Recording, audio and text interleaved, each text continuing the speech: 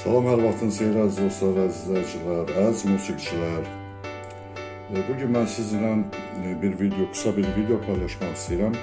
Bu videoda mikronsonq mexanizmli aşıqların kamança alətinə quraşdırılmasından və köklənməsindən bir balaca söhbət eləmək istəyirəm ki, hal-hazırda mən aləti ənənəvi kökdən ton yarım zil kökləmişəm. Mənim piyanom qarmon köküyləndir, bu da ondan əlaqədardır ki, evdə tarix tez-tez, yəni zil köklənməyim. Zil köklənəndə də alət, istər tar alət olsun, istəyir və belə dəri üzlü alətlərə sıradan çıxmasına tez təsir edirəm. Mənim alətim qarmon kökü ilə köklənibdir.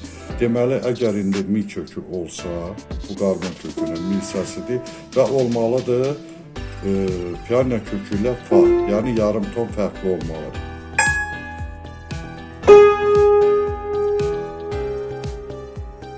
Birincisi, təmiz sol notu, burada sol diyezdir, bu da o deməkdir yarım ton alət bəm olduğu üçün mən sol diyez.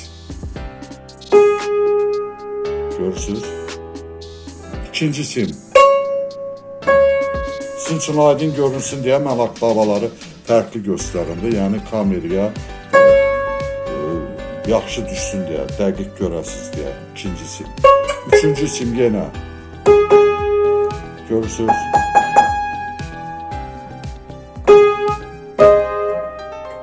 Və dördüncüsü yenə diyez. Mikronsonq mexanizmli aşıqlar vasitəsilə rahat aləti kökləyib, dəqiq yüksəkliklə aləti kökləyib, rahat ifa eləmək olar. Çünki alət aşıqlar vasitəsilə, aşıqlar kökü buraxmırsa, o zaman rahat ifa eləmək olar. Belə izləyicilər fürsətdən istifadə edib alətin üzərindən çıxan ənənəvi ağac aşıqlarla, evanit başlıqla mikronsonq mexanizmli aşıqların çəki fərqini, müqayisəsini sizə nümayiş etmək istəyirəm, göstərmək istəyirəm. Çəki qramla göstərilir. Beləliklə aşıqların çəkisi 15,1 qram gördüyünüz kimi, növbəti aşıq 13,3 qram, növbəti aşıq 14,9 qram və növbəti aşıq 13,4 qram. Bu aşıqlar kamança alətinin ənənəvi ağac aşıqlarıdır. İndi isə quraşdırılmaya tam hazır olan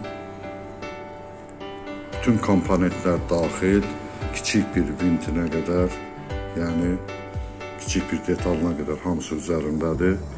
13,3 qram.